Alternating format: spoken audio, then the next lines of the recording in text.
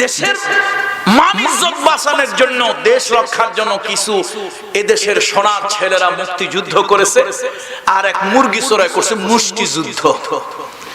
71 সালে তারে খুঁজে পাওয়া যায় নাই, কোথায় কোথায় ছিল। লাল নীল বেগুনি রঙের পানি টানি খাইয়া অকাম কুকাম করছে। 40-50 বছর পরে এসে তিনি স্বাধীনতার পক্ষের ধারক বাহক হয়ে গেল। উল্টে উল্টে কথাবার্তা কয়। আমার দেশের ছোট্ট ছোট্ট বাচ্চারা অতে ওযু, আতে আযান, কতে কোরআন এগুলি পড়লে নাকি তারা নষ্ট হয়ে যাবে। আরে বেটা, টাকা কামাই করি আমি, গায়ের ঘাম পায়ে ফেলে, মাথার ঘাম পায়ে ফেলে আমরা টাকা কামাই করি।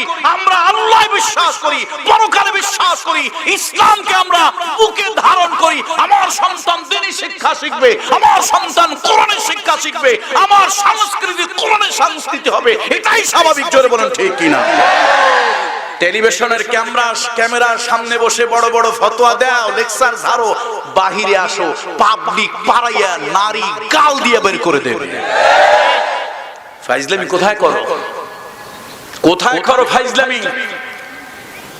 এ সমাজ মুসলমানের সমাজ, এ সমাজ মুসলমানের সমাজ। অন্যান্য ধর্মাবলম্বী যারা আছে তাদের জন্য অধিকার আছে, দে হ্যাভ রাইটস। নাগরিক হিসেবে দে হ্যাভ রাইটস, তাদের অধিকার আছে। কিন্তু এই সমাজ মুসলিম কমিউনিটি, মুসলমানদের সমাজ, এই সমাজের মানুষ অনেকে হয়তো নামাজ কালাম শয়তানের প্ররোচনায় ঠিক মতো পড়ে না, কিন্তু আল্লাহ রাসূলের উপরে কোনো আঘাত এলে তারা তা সহ্য করতে পারে না। রাসূল বিশ্বনবীর উপরে আঘাত দিয়েছে ওই ফ্রান্স ম্যাক্রো, 1000 মাইল দূরের মুসলমান, কলিজা আঘাত লেগেছে। ম্যাক্রো, বিশ্বনবীকে নিয়ে তুমি ব্যঙ্গ করনি, আমাদের কলিজার মধ্যে যেন তুমি ছুরি চালিয়েছো। সুতরাং এই সমাজের, যেই সমাজের লোকেরা আল্লাহকে হৃদয় দিয়ে ভালোবাসে, রাসূলকে হৃদয় দিয়ে ভালোবাসে, সে সমাজ কোরআন এবং সুন্নাহ মোতাবেক চলবে, এটাই স্বাভাবিক। কোন নাস্তিকের কথায় আমার সমাজ চলবে না। আপনারা রাজি আছেন? কোন নাস্তিক রাম বামের কথায় আর হিন্দুস্তানির দাবিদারিতে আমার সমাজ চলবে না। আমার সমাজ চলবে বিশ্বনবী রাহমাতুল লিল আলামিন মদিনা রাসূলের কথায়। জোরে বলুন ঠিক কিনা? বাড়াবাড়ি করিও না, বাড়াবাড়ি করিও না। আমরা নমনীয়তা প্রদর্শন করি, নমনীয়তার অর্থ দুর্বলতা নয়। নমনীয়তার অর্থ কি নয়? জোরে বলুন। দুর্বল নয়, দুর্বলতা নয়। আমরা দুর্বল নই, আমরা সবল। তবে আমাদের ধর্ম নমনীয়তা শিক্ষা দিয়েছে, তাই আমরা নমনীয় আচরণ করি। যা হোক, হযরত লোকমান তার সন্তানদেরকে কিছু নসিহত করছিলেন, ওয়াজ নসিহত বক্তব্য দিচ্ছিলেন। এই কথাগুলো আল্লাহর খুব পছন্দ হয়েছে। একবার হযরত লোকমানের সন্তানেরা বলল, বাবা আপনি তো অনেক সুন্দর সুন্দর নসিহত করেন, মানুষকে উপদেশ দেন, আমাদেরকে কিছু উপদেশ দেন। তাফসীরে ইবনে কাসিরে এসেছে, হযরত লোকমান কিছু সরিষার দানা একটা থলের মধ্যে নিলেন, সন্তানদেরকে এবার তিনি নসিহত শুরু করলেন।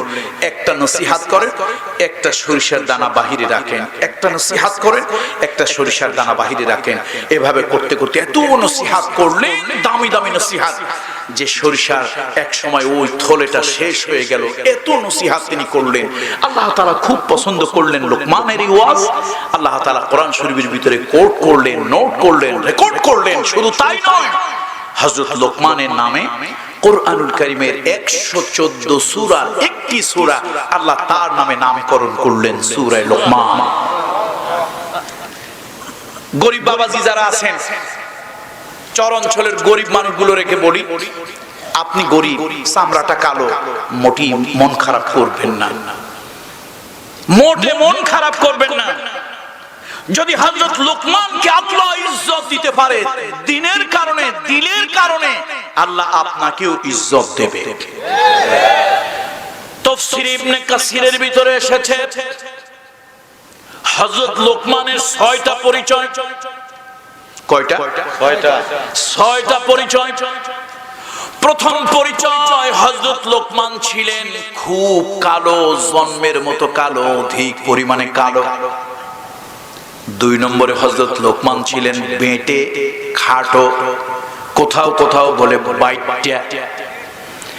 3 নম্বরে তার নাক ছিল মোচা, 4 নম্বরে তার পাও ছিল ফাটা, 5 নম্বরে তিনি ছিলেন একটা ক্রীতদাস, স্লেভ সার্ভেন্ট, 6 নম্বরে তিনি ছিলেন ছাগলের রাখাল।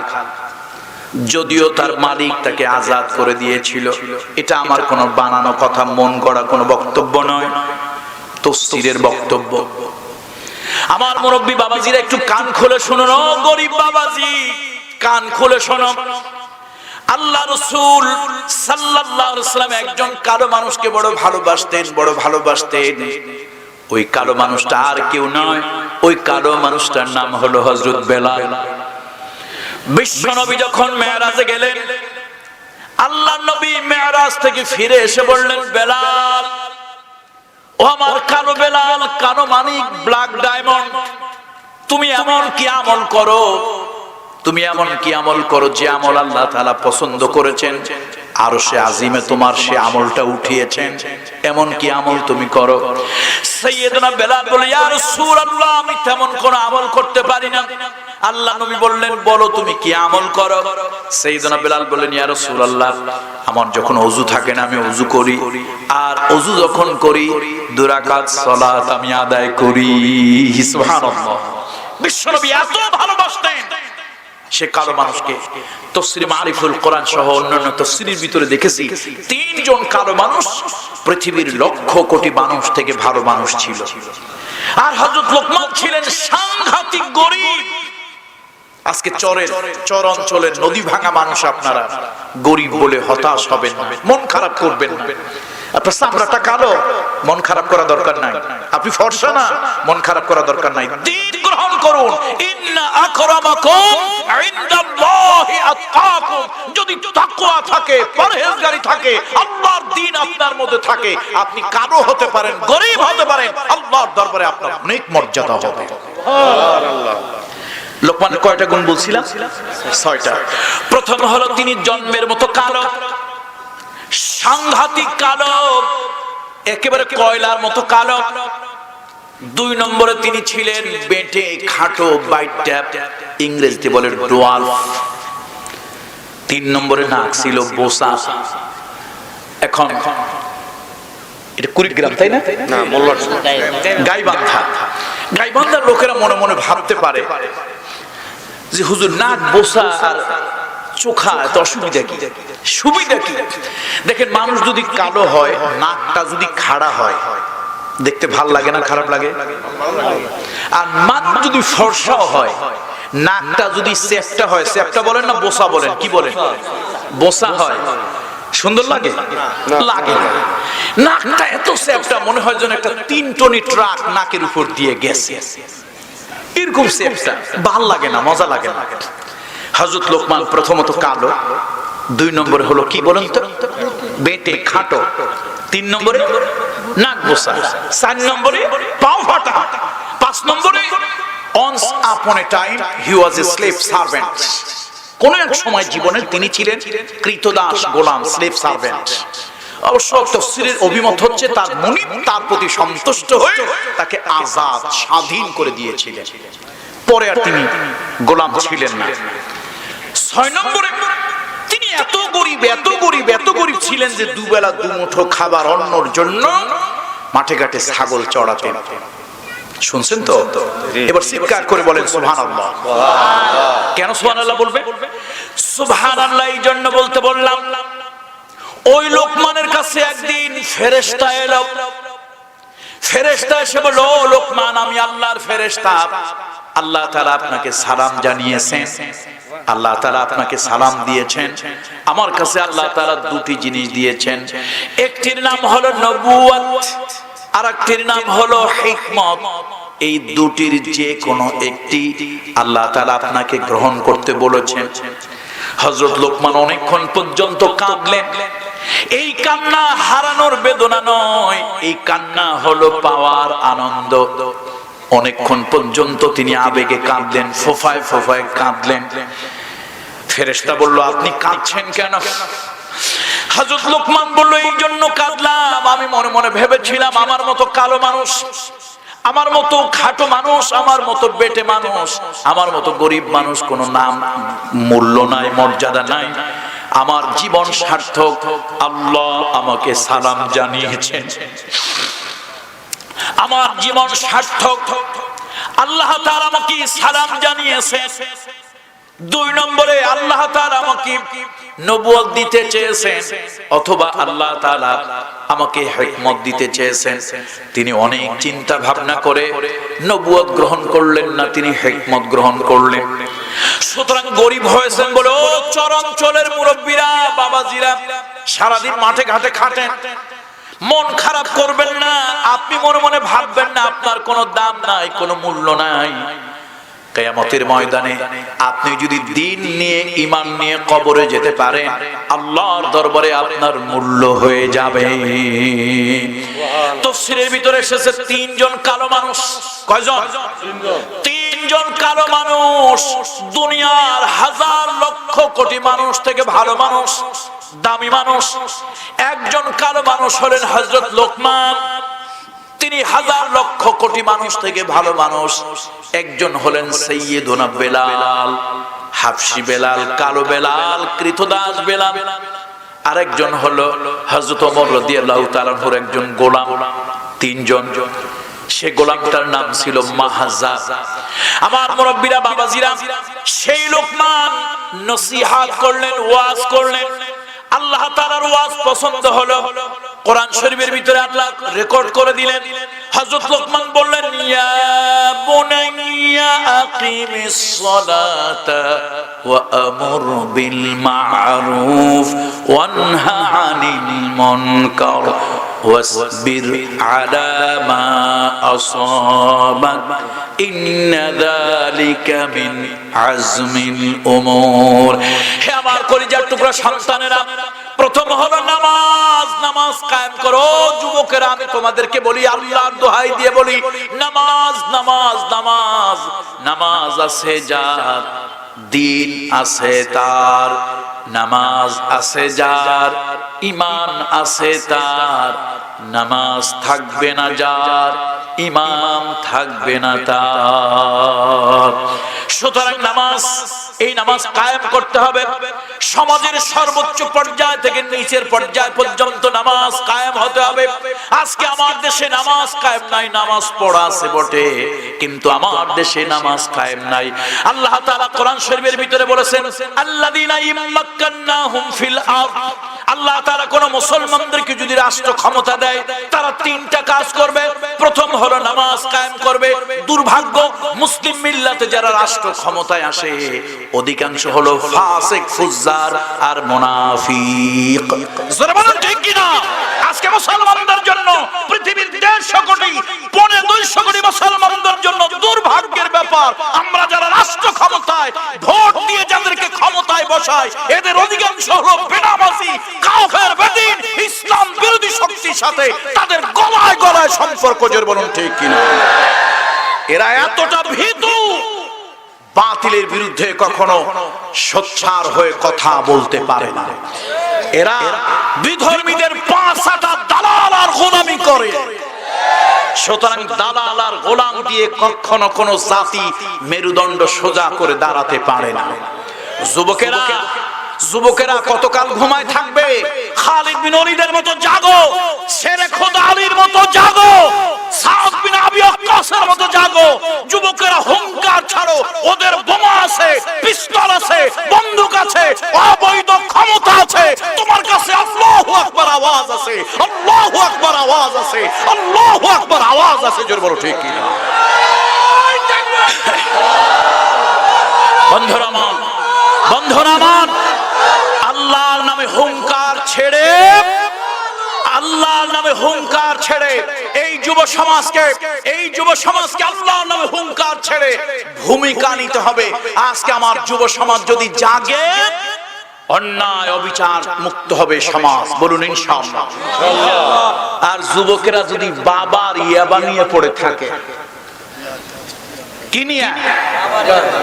কয় কি খায়? ওরকম করে কেন? হুজুর একটা জিনিস খায়। কি খায় রে ভাই? হুজুর এটা আপনি বুঝবেন না। আরে ভাই বল না কি? কয় বাবা। কি রে বাবা আবার কি জিনিস? হ্যাঁ, এর আগে আবার শুনছি ডাইল। চিন্তা করলাম ডাইল তো ভালো জিনিস, খারাপ জিনিস না। কয় হুজুর এই ডাইল সেই ডাইল নয়, এই ডাইল সেই ডাইল নয়। ও যুবক, ফাইনা তাযহাবুন, তোমরা যাচ্ছ কোথায়? ধ্বংসের দিকে যাচ্ছ। সুতরাং যুব সমাজকে বলবো, যুবক, যুবকেরা চাইলে নদীর স্রোতকে ঘোরায় দিতে পারে, বাতাসের গতি ঘোরায় দিতে পারে, পাহাড়কে টলায় দিতে পারে। যুবক তার হিম্মত দিয়া, জোর বলুন ঠিক কিনা? যুবক ভয় পাও কেন? তোমার মতো এক যুবক ইতিহাস গড়েছিল, তার নাম হলো ইউসুফ আলাইহিস সালাম। যুবক ইতিহাস গড়েছিল না? ভাইরা ষড়যন্ত্র করে কুয়ার মধ্যে ফেললো, কুয়ার মধ্যে ফেলেছে ভাইরা ষড়যন্ত্র করে। আল্লাহ তাআলা ইউসুফ আলাইহিস সালামের দিলের মধ্যে এলকা ইলহাম দিয়ে দিলেন, তিনি কুয়ার মধ্যে পড়ে আছে। ও যুবক ভয় পেও না, ভয় পেও না। মাল্লাহুল মাওলা ফালাহুল কুল, মান কানা লিল্লাহি কানা আল্লাহু লাহু। ও যুবক, আল্লাহ যদি তোমার হয়ে যায়, দুনিয়া সব তোমার হয়ে যাবে। ইউসুফ আলাইহিস সালামকে কুয়ার মধ্যে ফেলার জন্য, ইউসুফ আলাইহিস সালামকে মেরে ফেলার জন্য ভাইরা ষড়যন্ত্র করলো। কুয়ার মধ্যে ফেলে দেবে, হত্যা করবে। আল্লাহ তাআলা বলেন, ইউসুফ ভয় পেও না, ভয় পেও না। ইউসুফ আলাইহিস সালাম ভয় পেলেন না। কুয়ার মধ্যে তারে যখন ফেলে দেবে, আল্লাহ তাআলা কুয়ার মধ্যে সাপ ছিল, বিচ্ছু ছিল, সেখান থেকে বাঁচানোর ব্যবস্থা আল্লাহ তাআলা করে দিলেন। ইউসুফ আলাইহিস সালাম কুয়ার মধ্যে পড়লো। আল্লাহ তাআলা ইলকা ইলহামের মাধ্যমে জানিয়ে দিলেন, ইউসুফ, তোমার ভাইরা তোমাকে কুয়ার মধ্যে ফেলেছে। আমি আল্লাহ তাআলা মিশরের সাম্রাজ্য দেওয়ার জন্য তোমাকে সিঁড়ির উপরে উঠায় দিয়েছি। এই দুনিয়ায় মঞ্চ, এই যে আমরা বসে আছি, এটা কি বলেন আপনারা? স্টেজ বা মঞ্চ। স্টেজ বা মঞ্চ যত উঁচু হয়, ওই মঞ্চে স্টেজে ওঠার জন্য অতগুলি সিঁড়ি বাইতে হয়। কথা ঠিক কিনা বলেন? মঞ্চ যত উঁচু, সিঁড়ি হয় তত বেশি। সুতরাং যুবকেরা ভয় পাও কেন? তুমি যদি মঞ্জিলে মকসুদে পৌঁছাতে চাও, উঁচু সিঁড়িতে, উঁচু মঞ্চে যদি উঠতে চাও, অনেকগুলি সিঁড়ি পার হতে হবে, জেল খাটতে হবে, জুলুমের শিকার হতে হবে, নির্যাতনের শিকার হতে হবে, বাতিলের মামলা হামলার শিকার হতে হবে। বুকের ভিতরে আল্লাহর নাম আছে আর তাওহীদ নিয়ে তুমি এগিয়ে যাও, পৃথিবীর কোন শক্তি তোমাকে দমিয়ে রাখতে পারবে না। ভয় পাও কেন? ইউসুফ আলাইহিস সালাম ভাইরা ষড়যন্ত্র করে কুয়ায় ফেললো।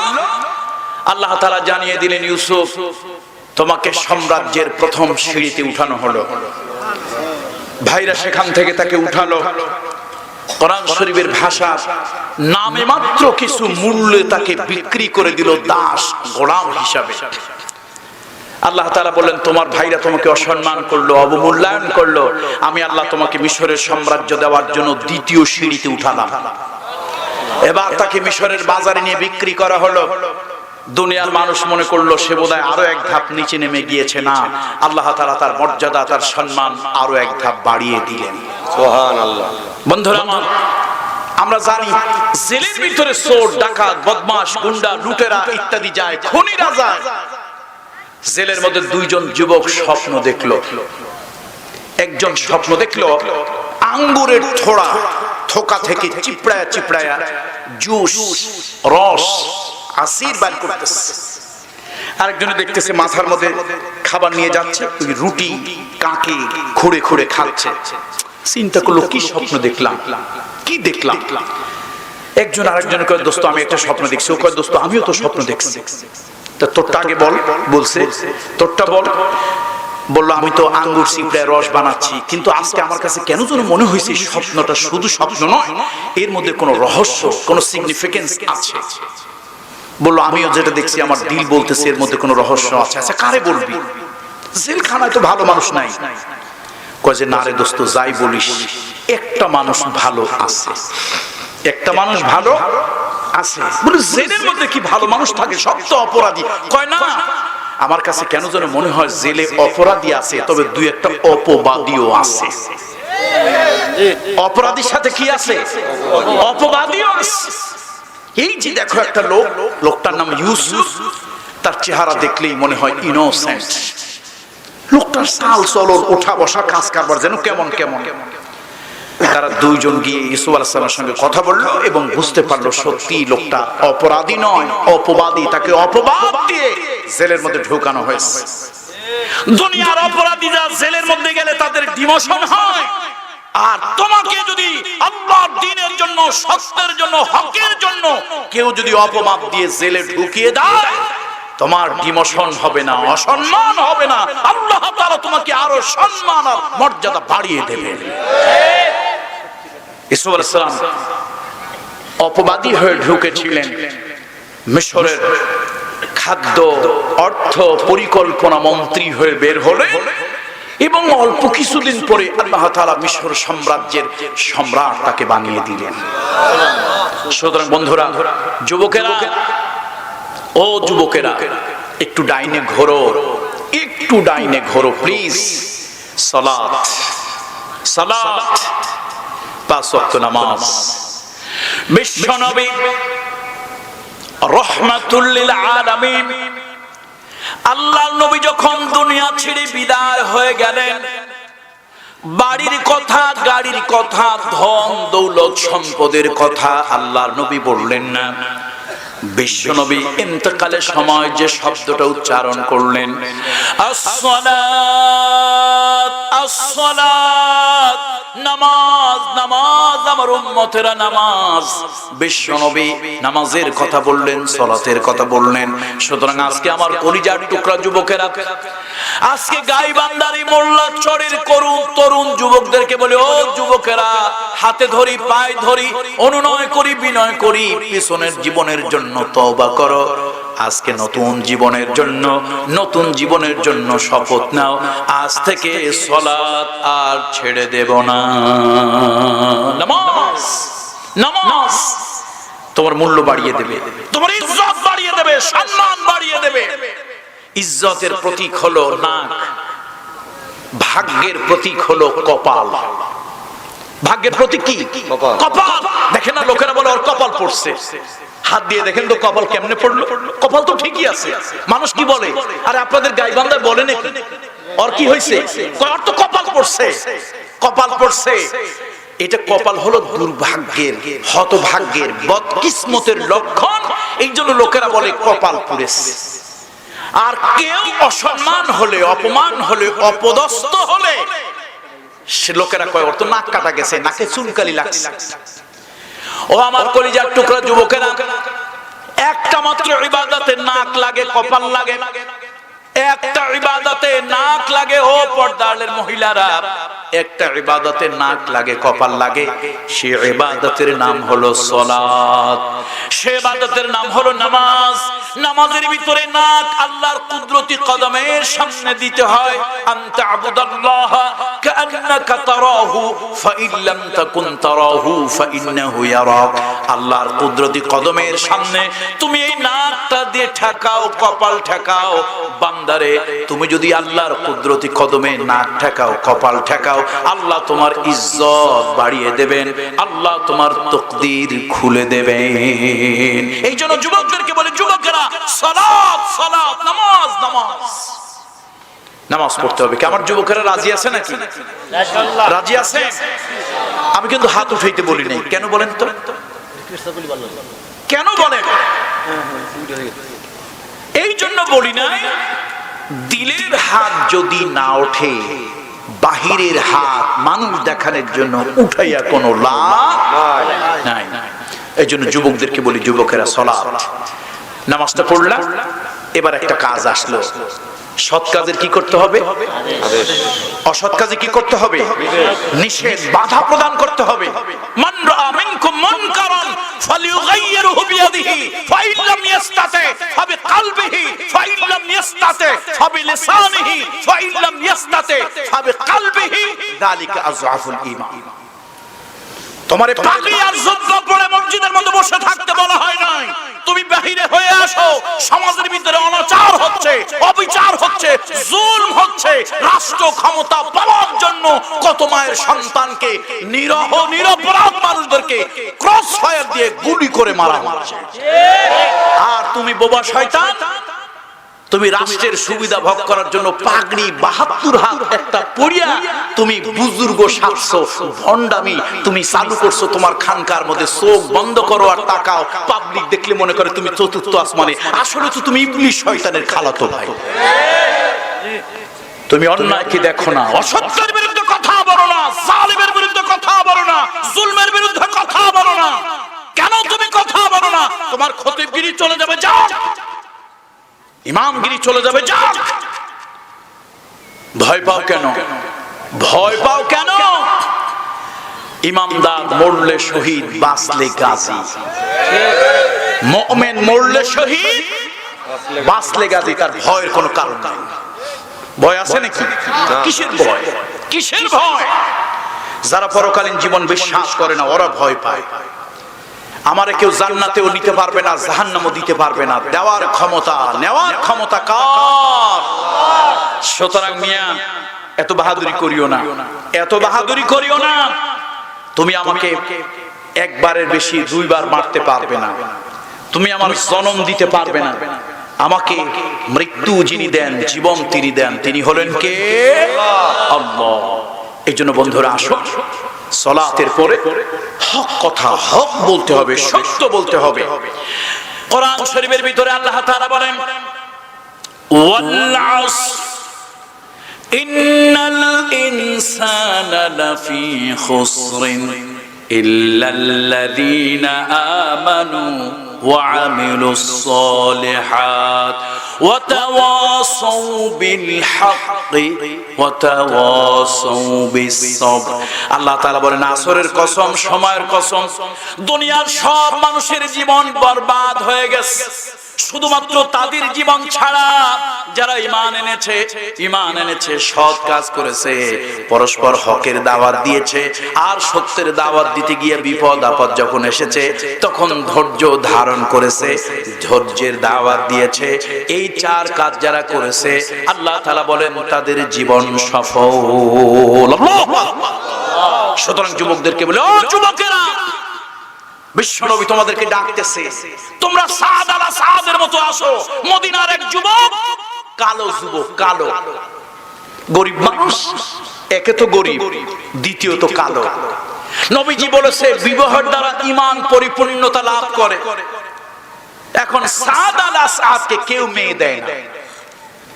রাসূলুল্লাহর কাছে এসে বলি, ইয়া রাসূলুল্লাহ, আমি তো যুবক মানুষ, বিয়ে করলে বোধহয় ঈমানটা একটু তরতাজা হইতো, ঈমানটা একটু মজবুত হইতো, শক্তপোক্ত হইতো। হুজুর, যার কাছে যাই কেউ তো মেয়ে দেয় না। যুবক ছেলে নাম কি? সাদ আল সাদ। বিশ্বনবী বললেন, যাও, কেউ তোমার মেয়ে দেয় না, তুমি যাও মদিনার সবথেকে সুন্দরী কন্যা যার ইবনে ওয়াহাবের কাছে যাও, গিয়া বলো, আমি নবী মুহাম্মদ রাসূলুল্লাহ সাল্লাল্লাহু আলাইহি ওয়াসাল্লাম, আমি তোমার জন্য তার কন্যা বিবাহের প্রস্তাব দিচ্ছি, তোমার জন্য তার কন্যা বিবাহের প্রস্তাব দিচ্ছি। সাদ আল সাদ কত চেষ্টা করেছে, বিবাহ করতে পারে না। মনের মধ্যে সব, কত যুবক বিবাহ করলো, আমার নসিবে বিবাহ হলো না, আমার কপালে বিবাহ হলো না। সাদ আল সাদ এই চিন্তা করলো। এবার নবীজি যখন বলেছে, মদিনার ওই বড় লোক, সম্ভ্রান্ত লোক ইবনে ওয়াহাবের কাছে গিয়ে বলে, আপনার কন্যাটা আমার কাছে বিবাহ দেওয়ার ব্যবস্থা করেন। সে খুব রাগ হলো, তোর এত বড় সাহস, তুই গরিব মানুষ, কালো মানুষ, তোর মতো মানুষ, আমার কন্যা বিবাহের প্রস্তাব নিয়ে আসলি, তোর এত বড় সাহস। সে খুব ক্ষিপ্ত হলো, বলল, আমার তো অপরাধ নয়, আল্লাহ নবী, বিশ্ব নবী, মানবতার মহান শিক্ষক মুহাম্মদ রাসূলুল্লাহ সাল্লাল্লাহু আলাইহি ওয়াসাল্লামের প্রস্তাব দিয়েছে। তিনি আল্লাহ নবীরে কিছু বলতে পারলেন না। কিন্তু সাদ আল সাদের উপরে খুব রাগ হলো, ক্ষিপ্ত হলো, মেজাজ গরম করলো। সাদ আল সাদ যখন ভয় পেয়ে চলে যাচ্ছিল, মনে মনে ভাবতেছিল, আমি গরিব মানুষ, আমি গরিব মানুষ, আমার কপালে বোধহয় বিবাহ নাই। আমার জন্য ভেসে উঠলো পর্দার আড়াল থেকে একটা সুন্দরী নারীর কণ্ঠ ভেসে উঠলো, হে আমার পিতা, হে আমার পিতা, এই কালো ছেলেটাকে তাড়িয়ে দেবেন না, এই কালো ছেলেটাকে বিদায় করে দেবেন না, আল্লাহর নবী অসন্তুষ্ট হবে, আল্লাহর নবী অসন্তুষ্ট হলে আল্লাহ অসন্তুষ্ট হয়ে যাবে। যে আল্লাহ তাআলা আমাকে এত রূপ দিয়েছে, যৌবন দিয়েছে, যদি আমি আল্লাহ নবীকে অসম্মান করি, আল্লাহ নবী যদি অপছন্দ, আল্লাহ নবী যদি নারাজ হয়, এই রূপ এই যৌবন আমার নাও থাকতে পারে। বাবা আপনি তো নারাজ হয়েছেন, রাগ হয়েছেন, আপনি রাগ করবেন না। আল্লাহ নবী প্রস্তাব দিয়েছে এই ছেলে অযোগ্য হোক, নবীজির সম্মানে এই বিবাহে আমি রাজি, নবীজির সম্মানে এই বিবাহে আমি রাজি। হে যুবক, আমি বিশ্ব নবীর কথায় রাজি, যাও তুমি বলো, বিশ্ব নবীকে বলো আল্লাহ নবী যেন মোহর নির্ধারণ করে, দেন মোহর নির্ধারণ করে নবীজি যেন বিবাহের ব্যবস্থা করে দেন। এখন মেয়ে রাজি, আল্লাহ নবী প্রস্তাব পাঠিয়েছে, বাপ তো আর কিছু বলতে পারে না। সাদ আলা সাদ গিয়ে রাসূলুল্লাহ সাল্লাল্লাহু আলাইহি ওয়াসাল্লামকে, যুবক ছেলে, যুবক মনের মধ্যে আজকে আনন্দ, এতদিন পর বোধহয় আমার বিয়ের ফুল ফুটলো।